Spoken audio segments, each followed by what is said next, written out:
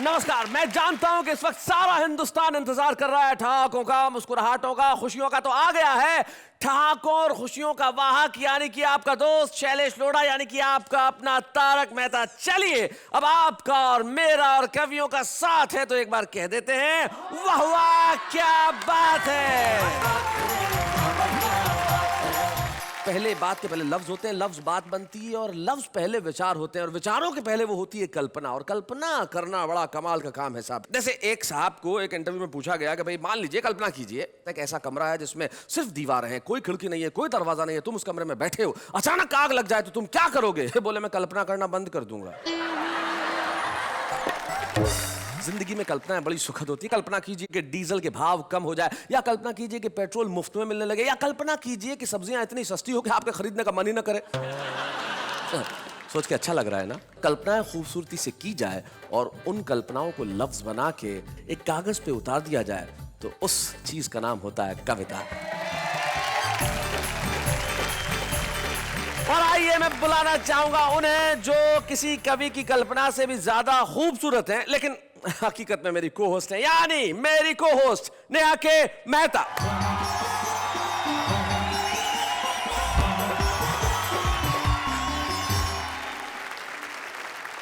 नमस्कार, welcome to वाह वाह क्या बात है। वैसे आप कल्पना के बारे में बात कर रहे थे? जी जी बिल्कुल। मिली थी मुझे। अच्छा। पूछ रही थी आपके बारे में। हाँ। कैसे हैं? हाँ। मैंने बोला ठीक है, बिजी है आजकल। हाँ, बहुत अच्छा किया आपने बता दिया, लेकिन मैं आपकी मित्र कल्पना के बारे में बात नहीं कर रहा था। मैं कल्पना यानी कि इमेजिनेशन के बारे में बात कर रहा था। ओह, तो यूँ हिंदी में बोलिए ना। क्या बात है, अगर मुझे हिंदी में ऐसी ही हिंदी बोलनी पड़ी तो मैं सबसे पहले आपकी कल्पना शक्ति को प्रणाम करता हूँ। वैसे कल्पना करना बहुत आसान है ना? हाँ हाँ, बहुत आसान है। मैं तो कई बार कल्पना करता हूँ कि मेरे बाजू में कोई खड़ा ही नहीं है। क्या? नहीं नहीं, मेरे कहने का मतलब है कि कल्पना करना बहुत आसान है, लेकिन उस कल्पना को कविता बदल देना बहुत मुश्किल काम है। तो आइए मिलते हैं हमारे उन साथियों से जो अपनी कल्पनाओं को आज यहाँ हकीकत बना के सुनाएंगे, आपको हंसाएंगे और आप उनके लिए तालियां बजाएंगे। तो फिर एक बार ताली बजाना शुरू कर दीजिए, क्योंकि सबसे पहले मैं बुलाने जा रहा हूं हमारे साथी जो हमें भारत की राजधानी से प्राप्त हुए हैं, प्रवीण शुक्ल।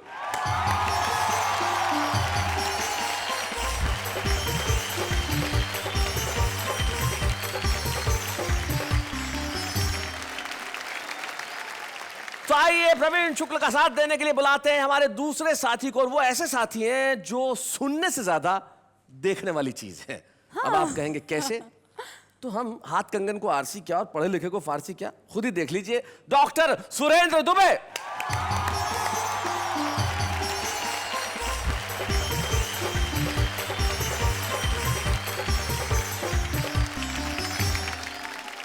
इटारसी एक जगह है मध्य प्रदेश में, वहां के रहने वाले हैं, लेकिन नाम है उनका आलसी, राजेंद्र मालवीय आलसी।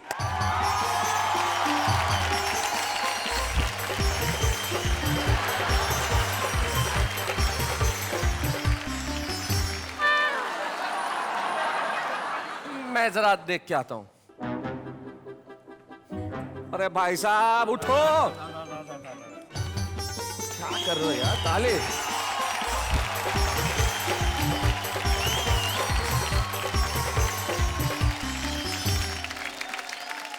आपके आदेश से और आपके आग्रह से और आपके खींचने से मैं आ गया। चलिए, बहुत अच्छा हुआ अब आप आ गए हैं। अब यहाँ मत सो जाइएगा प्लीज। अब मेरी बात सुनिएगा, मेरी एक पुस्तक निकली है। अच्छा।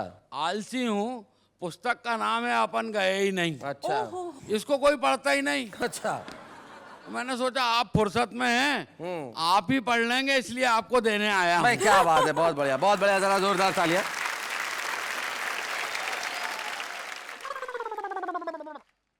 क्या आलसी आदमी है साहब, इसमें तो कुछ लिखा ही नहीं है।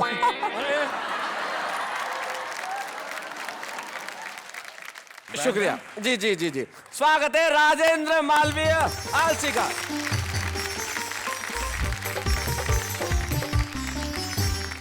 आज हमारे साथ तीन विश्व प्रसिद्ध कवि हैं। तीनों के लिए एक बार मिलकर कहते हैं, वाह वाह क्या बात है। हमारे गांव में अंतरराष्ट्रीय आलसी अधिवेशन हुआ था। अच्छा, तो दुनिया भर के आलसियों ने उसमें भाग लिया, अपन गए ही नहीं। तो भाई साहब किसी ने शिकवा किया ना गिला, पहला पुरस्कार अपने को ही मिला। अभी पिछले दिनों दिल्ली में एक स्थान से गुजर रहा था, मैंने देखा 2 मजदूर काम पर लगे हुए थे। एक गड्ढा खोदने का काम कर रहा था, दूसरा उसे भरने का काम कर रहा था। मैंने कहा भैया ये क्या कर रहे हो? तो एक मजदूर नहीं बताया, बोले साहब काम पर 3 लोग लगाए गए थे, एक को गड्ढा खोदना था, दूसरे को पौधा लगाना था, तीसरे को मिट्टी भरनी थी, दूसरा आया नहीं है, हम अपना काम कर रहे हैं। जोरू का गुलाम ये सस्ती, सुंदर और टिकाऊ नस्ल है। ये बहुतायत मात्रा में पाई जाती है। जोरू का बादशाह ये प्रजाति धीरे धीरे लुप्त हो रही है। ओ मेरी जान, मैं ही तो हूँ तेरा शाहरुख खान। क्या हुआ जो है मेरी एक चाय की दुकान, नुक्कड़ पे है मेरा छोटा सा मकान। जिंदगी भर तुझको खुश मैं रखूंगा, देता हूँ अपनी जुबान।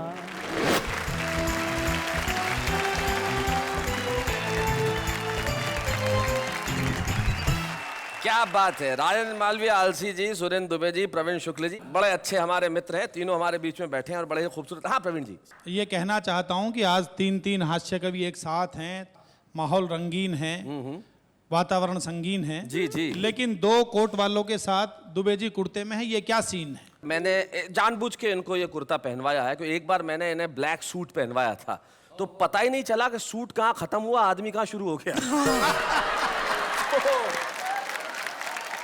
शैलेश जी, इसे कोयला मत समझो जी। कोयले का भाव होता है। हाँ। कोयला धधक जाए तो अलाव होता है, हाँ। और कोयला अपने पे आ जाए तो मध्यावधि चुनाव होता है।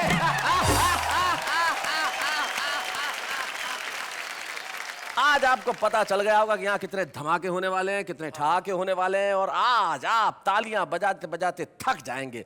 तो चलिए मैं सबसे पहले उन्हें बुला लेता हूँ जिनके बाद में आने की कोई गारंटी नहीं है। आलसी आदमी है, हाँ। आए ना आए।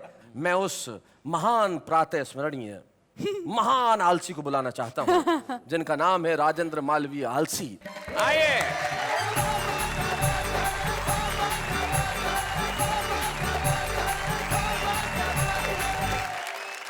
सभी को प्रणाम करता हूँ। जी, जेब में हाथ डाल के।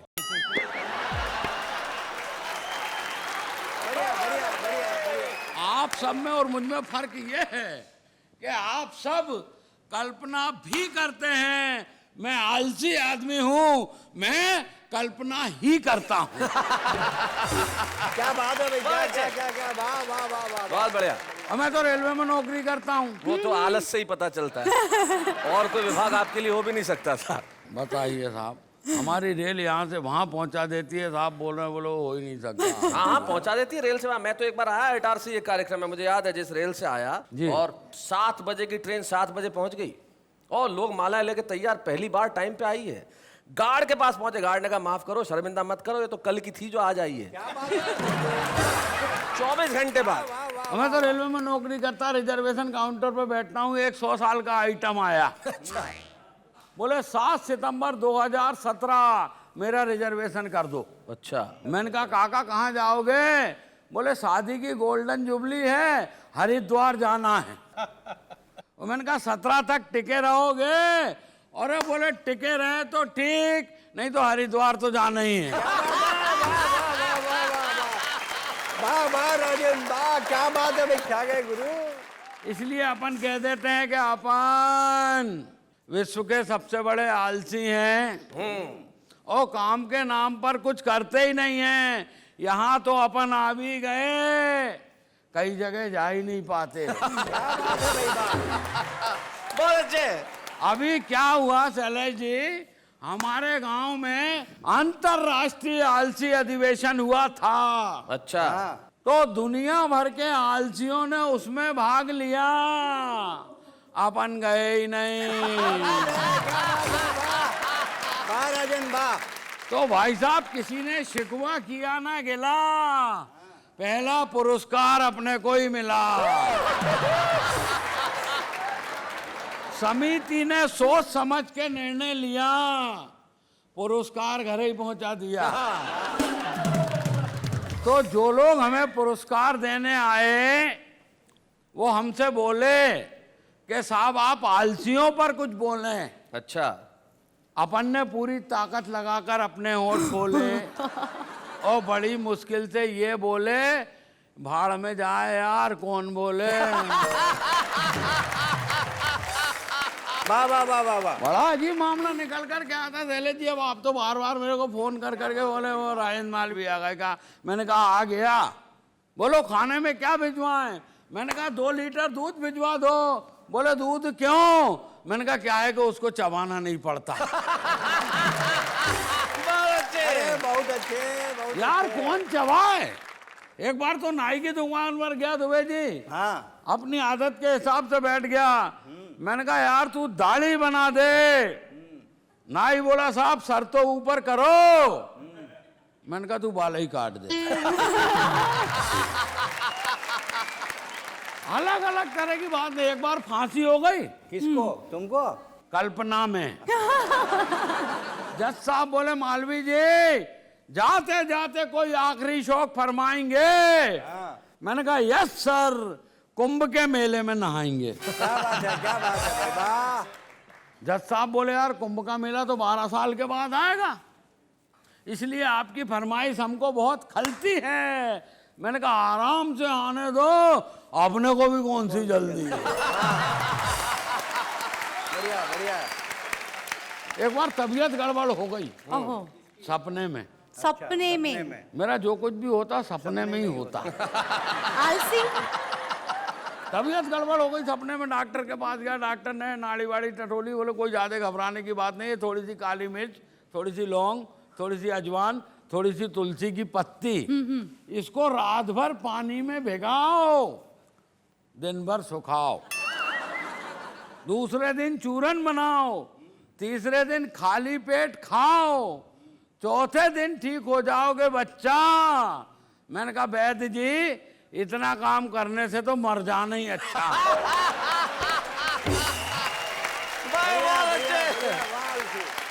नेता लोग आते बोले हमको वोट दो, हमको वोट दो, हमको वोट दो।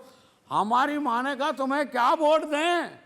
एक बार वोट दो तो तुम 5 साल के बाद आते हो। नेता बोला ऐसी क्या बात है माता जी, आजकल तो हम हर साल आते हैं।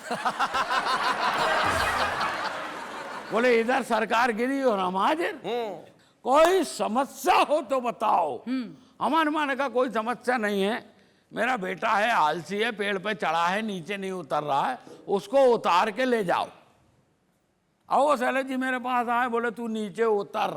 मैंने कहा मैं नीचे क्यों उतरूं, मैं तो आलसी हूं। बोले जब तू आलसी है तो तू पेड़ पे चढ़ा कैसे? मैंने कहा मैं पेड़ पे कहाँ चढ़ा था, मैं तो जमीन पे पड़ा था और मुझे क्या मालूम के नीचे एक बीज गड़ा था।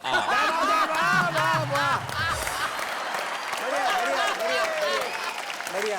पूरे देश के लोग अखबार पढ़ते हैं, सुनते हैं, समझते हैं। अखबार में एक समाचार आया, आपराधिक मानसिकता के नेता अब चुनाव नहीं लड़ सकेंगे। तो 2 नेता बैठ के आपस में बात कर रहे थे, यार क्या जमाना आ गया है, अब शरीफ आदमी चुनाव लड़ेंगे। क्या बात है, वाह वाह वाह वाह, बहुत अच्छे। तो दूसरा नेता बोला तू क्यों घबराता है, शरीफ आदमी सिर्फ चुनाव लड़ेंगे, जीतेंगे थोड़ी। क्या बात है, वाह वाह वाह वाह, सही बहुत बात अच्छे। है। चुनाव हारकर वापस घर जाएंगे रोते रोते। अरे बेवकूफ, अगर आजादी के बाद केवल शरीफ आदमी ही चुनाव जीतते तो आज देश के हालात ऐसे नहीं होते। क्या बात है, वाह वाह वाह वाह, बहुत बढ़िया।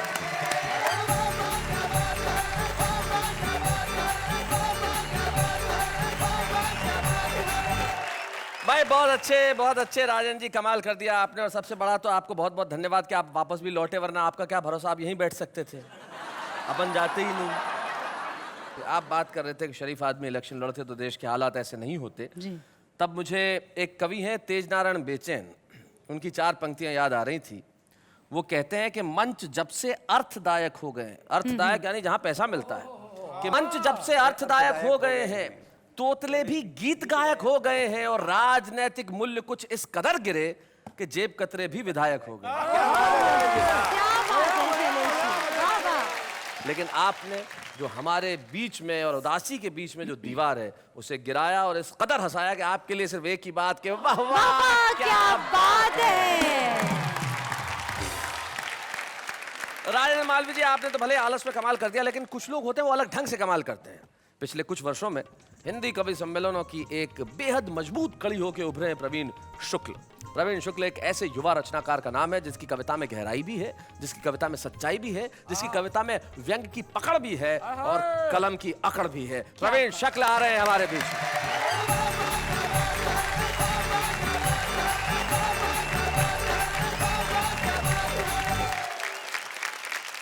कल्पना की बात चल रही है तो हास्य बिखरा हुआ है चारों तरफ। जी, आजकल तो सीडी का जमाना आ गया, उससे पहले एक बार वीडियो कैसेट लाइब्रेरियां खुली थी और समय आजकल किसी के पास नहीं है। आदमी कम समय में ज्यादा काम करना चाहता है, इसलिए लोग अधूरे वाक्य बोलते हैं। मुझे याद आता है उस समय एक चला गया वीडियो कैसेट लाइब्रेरी में, जी, बोले भाई साहब माँ है क्या? माँ फिल्म की कैसेट मांगना चाहता था। दुकानदार बोला जी माँ तो नहीं है, आज डैडी को ही देख लो। वो भी महेश भट्ट की डैडी फिल्म के बारे में बता रहा था। जी। पीछे से दूसरा कस्टमर पहुंच गया, बोले साहब बहू रानी है। इस बार दुकानदार गच्चा खा गया, उसने सोचा घर की बहू को ही पूछ रहा है। हाँ। उसने गर्दन घुमाई, आवाज मारी, बहू रानी है क्या? अंदर से लड़के की आवाज आई, बहू रानी को तो 4 दिन पहले शैलेश लोढ़ा जी ले गए। तभी शैलेश जी बहू रानी फिल्म की कैसेट लेकर आ गए। बोले अरे यार कैसी बहू रानी दे दी, इसकी तो आवाज ही ठीक नहीं है। दुकानदार बोला कोई बात नहीं, बहू रानी को यहीं रख दो, पड़ोसन ले जाओ, बिल्कुल नई आई है। मैं एक छोटी व्यंग कविता आपको सुनाता हूँ। अभी पिछले दिनों दिल्ली में एक स्थान से गुजर रहा था, मैंने देखा 2 मजदूर काम पर लगे हुए थे। एक गड्ढा खोदने का काम कर रहा था, दूसरा उसे भरने का काम कर रहा था। मैंने कहा भैया ये क्या कर रहे हो? तो एक मजदूर नहीं बताया। बोले साहब काम पर 3 लोग लगाए गए थे, एक को गड्ढा खोदना था, दूसरे को पौधा लगाना था, तीसरे को मिट्टी भरनी थी, दूसरा आया नहीं है, हम अपना काम कर रहे हैं।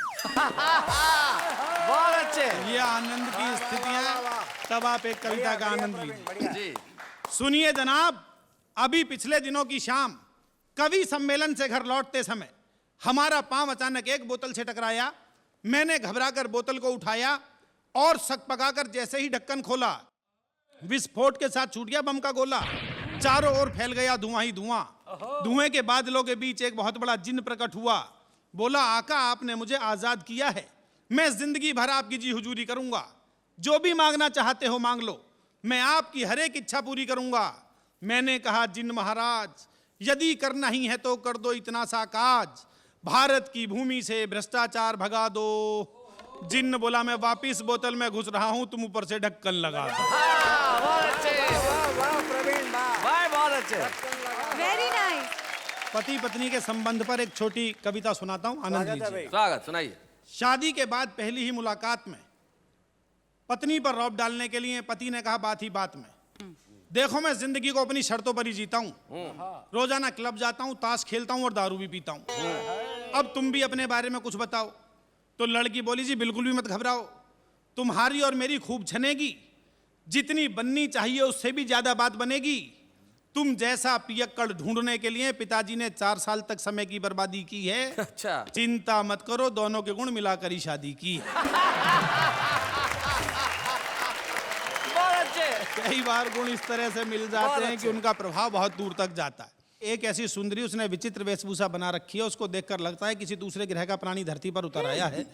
उसे समाज के अलग अलग लोगों ने देखा, तो देखिए उनकी कल्पना का विस्तार कहां तक हुआ। आनंद लीजिए। कल्पना कीजिए यही है, मतलब इन्हें देखा जा रहा है और लोग क्या कह रहे हैं। सुंदरी यही है, कल्पना कर लीजिए क्या जा रहा है आपका, कल्पना ही तो करनी है। उन्हें समर्पित किया जाए, इन्हें समर्पित किया जाए, शक्ल इनकी, कविता आपकी। सुनिए कि फोटोग्राफर ने एक आंख मीच कर कहा जिसे खींचता रहूं वो पोज लगती हो तुम। खाट पे पड़े हुए मरीज ने कहा कि मुझे जीवन बचाने वाली डोज लगती हो तुम, जीवन बचाने वाली डोज लगती हो तुम। माली बोला बार बार सूंघने को मन करे, अच्छा कि माली बोला बार बार सूंघने को मन करे, नया नया खिला रेड रोज लगती हो तुम।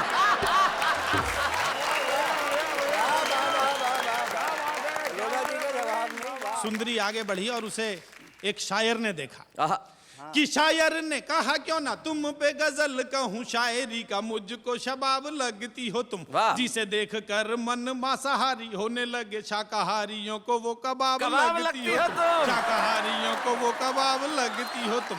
और अगली पंक्ति शैलेश भाई को समर्पित करता हूँ, जो बड़े कवि हैं, बड़े एंकर हैं, कि जिन सूफियों ने एक बूंद का भी चखी नहीं, ललचाती उनको शराब लगती हो तुम। बीए में जो बार बार फेल हो रहा था, बोला सारे ही सवालों का जवाब लगती हो तुम, सारे ही सवालों का जवाब लगती हो तुम, सारे ही सवालों का जवाब लगती हो। एक छंद विशेष सुनिएगा, आपको आनंद आएगा। दुबे जी देखिएगा, बिल्कुल स्वागत है। कि शुगर के जितने मरीज मीठा छोड़ चुके, उनको जरूरी नमकीन लगती हो तुम। डायबिटीज घट जाए तो और ज्यादा खतरनाक हो जाती है। कि शुगर के जितने मरीज मीठा छोड़ चुके, उनको जरूरी नमकीन लगती हो तुम। लाखों अखियों में काले काले मेघ घिरते हैं, जब भी जरा सी गमगीन लगती हो तुम, जब भी जरा सी गमगीन लगती हो तुम। प्रॉपर्टी डीलर हड़पने को आतुर हैं, कि प्रॉपर्टी डीलर हड़पने को आतुर है, लफड़ेगी उनको जमीन लगती हो तुम।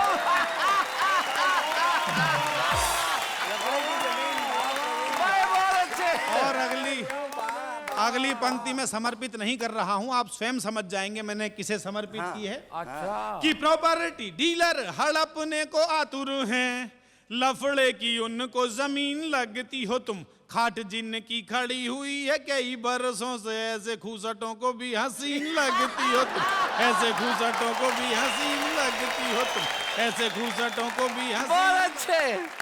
कल्पना का विस्तार देखिए कि कवि कहां तक सोचता है। हाँ भाई स्वागत है। कि तुम्हें देखते ही मन नाचने को करता है, मन का मयूर बोला घन लगती हो। वाह वाह वाह। घन मतलब बादल। बादल, आप जानते हैं कि बादलों को देखकर मोर का नाचने का मन करता है।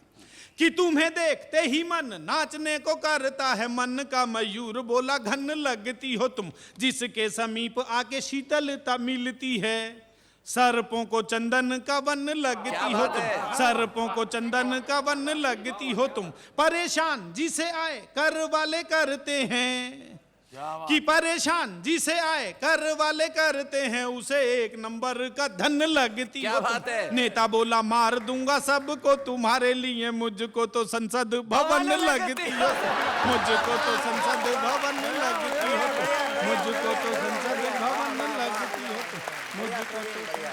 भाई क्या बात है भाई, वाह वाह वाह। बहुत अच्छा।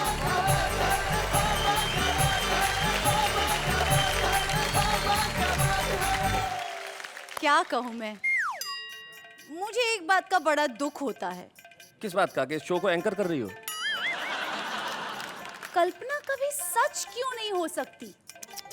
कल्पनाएं सच हो सकती हैं, होना चाहती भी हैं, लेकिन दिक्कत हो जाती है। क्या? जैसे राजेंद्र मालवीय ने एक बार रात को सपना देखा कि इसको प्रवीण शुक्ल और सुरेंद्र दुबे ने बहुत बुरी तरह पीटा, बुरी तरह पीटा, इतना मारा कि सुबह उठते ही सबसे पहले अपने बैंक गया और बैंक वालों को कहा मेरा अकाउंट बंद कर दो। बोले क्यों भाई, अकाउंट क्यों बंद करते? बोले आपका जब बैंक का नाम लिखा हुआ है वहां नीचे टैगलाइन है, हम आपके सपनों को हकीकत में बदलते हैं। तो अगर सपने हकीकत में इस तरह तब्दील हो जाए तो कोई नहीं चाहेगा कि कल्पना हकीकत बने।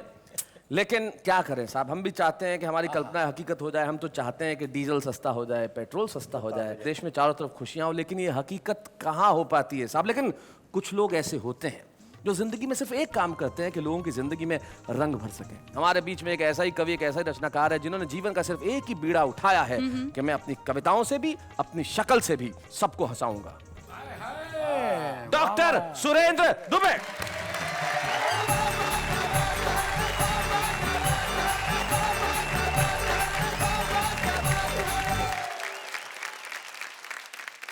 सुरेंद्र दुबे जी, आप उठ के वहां से यहाँ तक आए तो ऐसा महसूस हुआ जैसे स्विस बैंक से काला धन भारत वापस लौट आया। क्या बात है, क्या बात।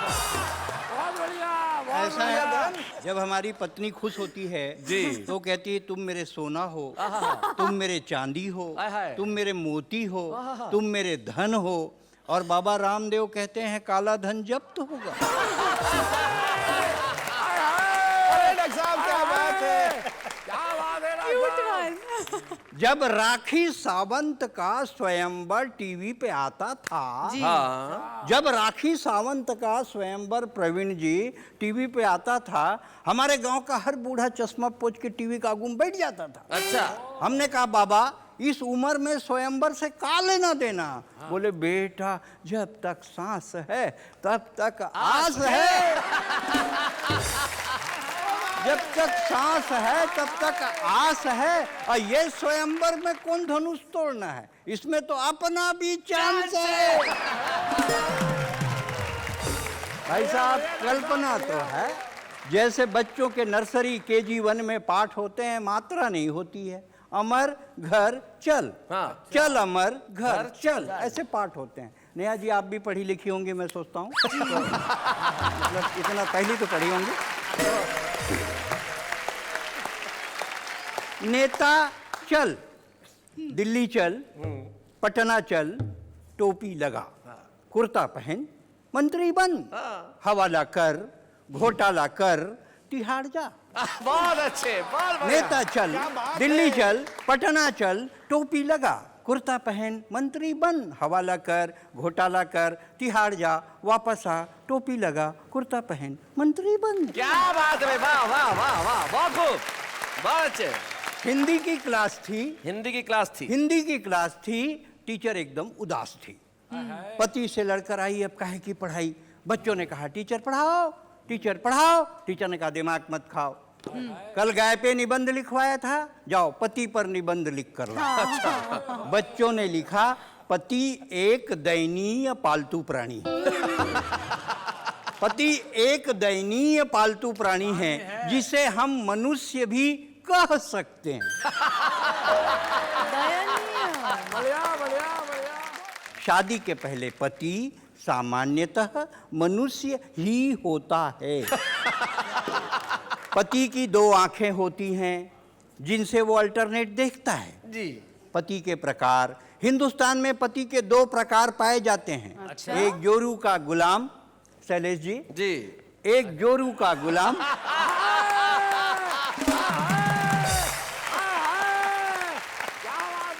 एक जोरू का गुलाम, दूसरा जोरू का बादशाह। जोरू का गुलाम ये सस्ती, सुंदर और टिकाऊ नस्ल है। ये बहुतायत मात्रा में पाई जाती है। जोरू का बादशाह ये प्रजाति धीरे धीरे लुप्त हो रही है। क्या बात है भाई साहब, क्या बात है। कहने हैं। जितने लोग बैठे हैं दिन में एक डायलॉग 20 बार बोलते हैं, टाइम नहीं है। पूरा हिंदुस्तान कहता है टाइम नहीं है, और हमारी आबादी 121 करोड़ हो गई। टाइम नहीं है तो इतनी, तो टाइम मिल जाए तो कितनी।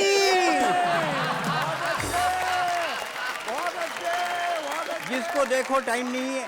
अच्छा आजकल क्या है, रहे सहे में टाइम नहीं है व्यापारी के पास परिवार के लिए, टाइम नहीं है नेता के पास सरकार के लिए, टाइम नहीं है पुलिस के पास रक्षा के लिए, और टाइम नहीं है शिक्षक के पास शिक्षा के लिए। क्या बात है, टाइम वाह नहीं वाह है। वाह वाह वाह वाह। टाइम नहीं है, टाइम नहीं है। भाई साहब आप जिंदगी भर बोलिए टाइम नहीं है, लेकिन अगर कोई बेबस औरत सड़क पर इज्जत बजाने के लिए गुहार लगाए, कोई अंधा सड़क पार करने के लिए लाठी थमाए, कोई विदेशी सरहद पार करके हिंदुस्तान में घुस जाए, और कोई बंबई में आतंक मचाए, कभी मत कहिएगा टाइम नहीं है। क्या बात टाइम है, नहीं वाह है, वाह वाह, टाइम नहीं है। बहुत बढ़िया।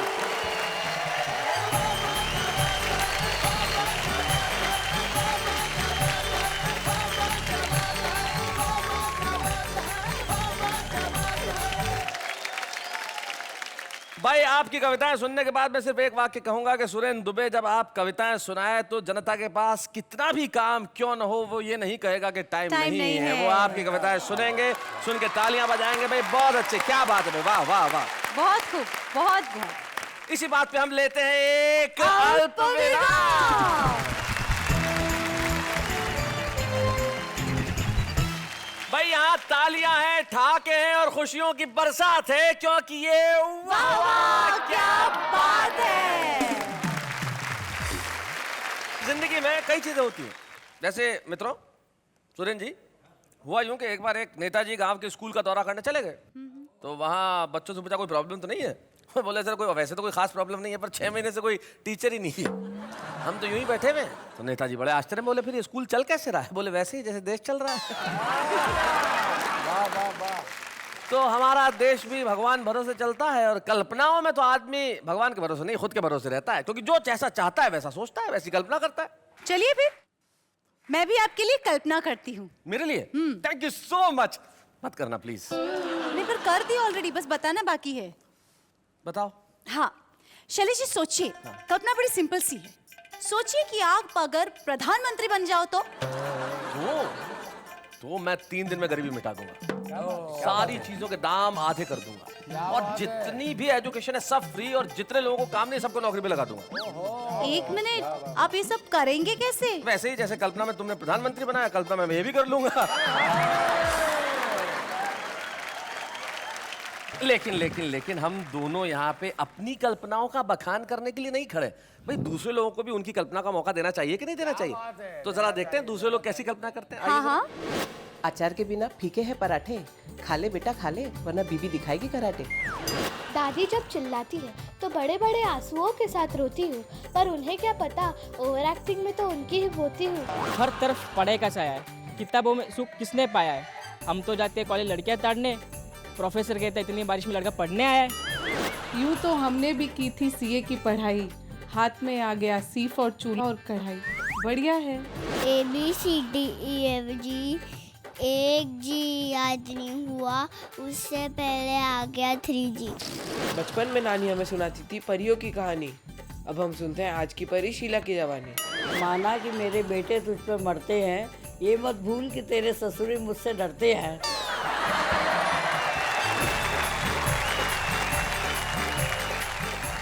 तो ये थी आम आदमी की भाषा, जो अलंकारों में नहीं पड़ता, जो लफ्जों की बनावट में नहीं उलझता, जैसा सोचता है वैसा कहता है। तो भाई आम आदमी के लिए एक बार जोरदार तालियां। क्या बात। बढ़िया बढ़िया बढ़िया, वाह वाह वाह वाह वाह। शैलेश जी, वहाँ से भी कोई कुछ कहना चाहता है? कौन? सर मैं भी एक आम इंसान हूँ, मैं अपनी एक कविता सुनाना चाहता हूँ। ओहो, आम इंसान का कुछ नाम है?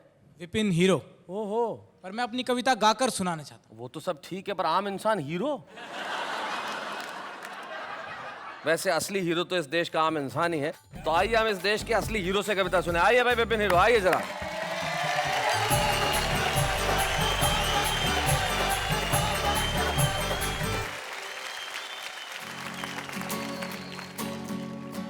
ओ मेरी जान, मैं ही तो हूँ तेरा शाहरुख खान। अच्छा। ओ मेरी जान, मैं ही तो हूँ तेरा शाहरुख खान। क्या हुआ जो है मेरी एक चाय की दुकान, नुक्कड़ पे है मेरा छोटा सा मकान। जिंदगी भर तुझको खुश मैं रखूंगा, देता हूँ अपनी जुबान। ओ मेरी जान, मैं ही तो हूँ तेरा शाहरुख खान।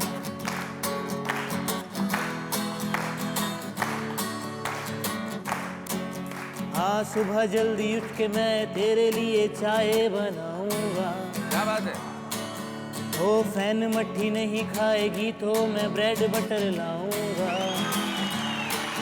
हाँ ठंडे पानी से जो ना नहाएगी तो गीजर लगवाऊंगा।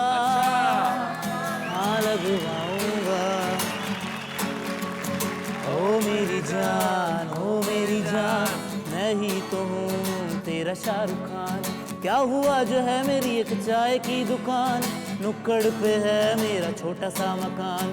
जिंदगी भर तुझको खुश मैं रखूंगा, देता हूँ अपनी जुबान। हाय हाय।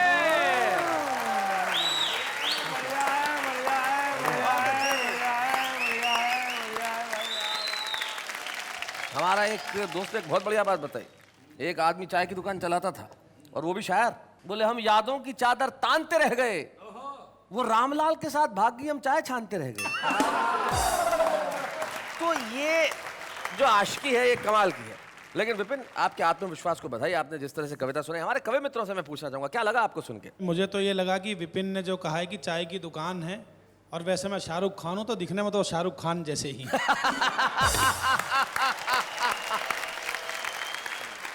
Thank you so much Vipin. आपने यहाँ आके सबसे पहले तो मैं आपको बधाई देना चाहूँगा। ज़िंदगी के अंदर जो ये लोग जो हैं वो बड़े इनहिबिशंस रखते हैं, और जैसे हिंदी में कहा जाए तो पूर्वाग्रह रखते हैं। आपने सारे पूर्वाग्रहों से मुक्त होकर ये कहा कि सर मुझे कविता सुनानी है। कविता के लिए भाव, कविता के लिए आदर, कविता के लिए अनुराग, आपके लिए सिर्फ तालियां और सिर्फ 4 लफ्ज। वाह वाह, क्या बात है। Thank you so much.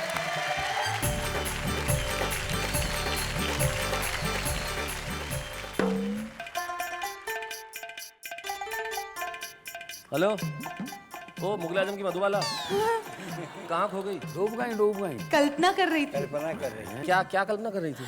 But शर्म आ रही है बताने को। तकलीफ वाली बात है, फिर भी जरा बता दो क्या क्या कल्पना, क्या है ऐसी? इतना आग्रह कर रहे तो बता ही देती हूँ जी। सोचिए, बड़ा सा कवि सम्मेलन चल रहा है जी, सोचा। हजारों की तादाद में ऑडियंस आई हुई है। हम इतने खूबसूरत तैयार होके हम दोनों मंच पे गए। हाँ। आपने कविता बोली, सबने वाह वाह कही मुझे। कविता मैंने सुनाई, वाह वाह मुझे कही। शर्म नहीं आती? सर पहले ही बोला था, वही आ रही थी, आपने बोला बोलो बोलो बोलो। बहुत बढ़िया, बहुत बढ़िया। भाई क्या कहूं इस बात पे, शर्म आने वाली बात तो है ही, क्योंकि कविता सुना रहा था मैं और वाह वाह कर रही थी इनके लिए आवाम। लेकिन हम लेते हैं एक अल्प विराम।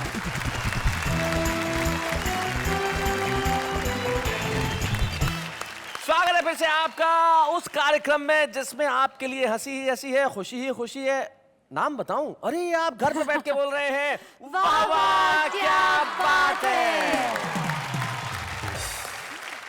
शैलेश जी, मुझे एक बात समझ में नहीं आई कि कल्पना का अंत है कि नहीं। देखिए, कल्पना का अंत तभी होता है जब कल्पना हकीकत में। मैं बताता हूँ शैलेश जी, कल्पना का अंत होता है कल्पना। जैसे तुम किसी के पास खड़ी हो तो जो भाव पास वाले व्यक्ति में उत्पन्न होगा वो कल्पना होगा। मित्रों, सुरेंद्र दुबे एक ऐसे रचनाकार का नाम है जिसने हिंदी कवि सम्मेलनों में सिर्फ अपना बहुत पुख्ता पक्ष ही सामने नहीं रखा, न केवल अपनी कविताओं से दुनिया भर के लोगों को हंसाया। छत्तीसगढ़ प्रदेश में रहते हैं और वहाँ अपनी भाषा में इतना काम किया कि इन्हें भारत सरकार ने पद्मश्री प्रदान किया। हम सुरेंद्र दुबे को सम्मानित करते हैं। तो जिसे देश का इतना बड़ा अलंकरण दिया गया हो पद्मश्री, उसके आगे तो सारे अलंकरण फीके हैं। अच्छा। लेकिन कविता के मंच पे अगर कविता का सम्मान हो तो उसकी बात ही कुछ और होती है। जी, यस। तो वाह वाह क्या बात है को बड़ी खुशी है कि हम डॉक्टर सुरेंद्र दुबे को आज इस मंच पे सम्मानित करेंगे। हम जोरदार तालियां बजाएंगे डॉक्टर सुरेंद्र दुबे के लिए।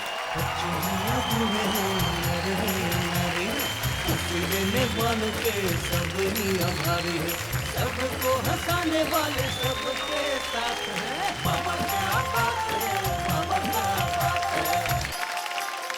तो कोई व्यक्ति तब तक सफल नहीं होता जब तक उसके पीछे कोई महिला न हो। और आपके पीछे तो 2 महिलाएं हैं। दूसरी कौन सी? उन्हीं बताता है, यहाँ मरना थोड़ी है। लेकिन हम जानते हैं डॉक्टर सुरेंद्र दुबे को आज हमने सम्मानित किया है तो इनकी सफलता के पीछे इनकी अर्धांगिनी, इनकी जीवन संगिनी, इनकी पत्नी का हाथ है। रायपुर छत्तीसगढ़ से हमारे बीच में आ रही हैं श्रीमती शशि दुबे। आइए।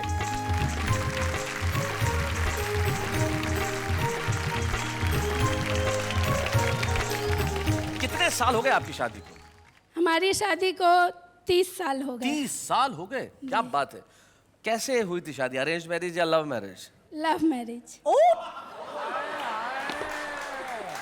देखो इसमें 2 आश्चर्य हैं। एक तो 30 साल पहले लव मैरिज और दूसरी लव मैरिज इनसे। भाई ये कैसे हुआ? दरअसल शैलेश जी, मुझे कविताओं से प्यार था। हाँ। इसलिए दुबे जी से प्यार था। हाय हाय हाय हाय, क्या बात है। तो दुबे जी आपको वाह वाह वाह वाह वाह वाह वाह वाह वाह। लव मैरिज और अरेंज मैरिज में आपको क्या फर्क लगता है? अरेंज मैरिज का मतलब होता है कि आप कहीं जा रहे हों और अचानक आपको सांप काट ले। ओह, किंतु लव मैरिज का मतलब होता है सांप के आगे बीन बजाना और नाचना, ले मुझे काट, ले मुझे काट, ले मुझे काट।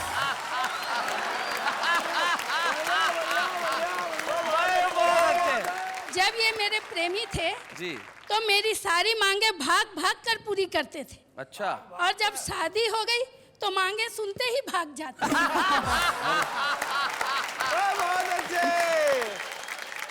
एक बात मैं कह दूं शैलेश जी जी, जी जी कहिए। बेटी, बहू, पत्नी, प्रेमिका, लड़की के बहुत सारे रूप होते हैं जीवन में, पर फली फूली टहनियाँ जड़ों की तरफ मुड़ी रहती हैं।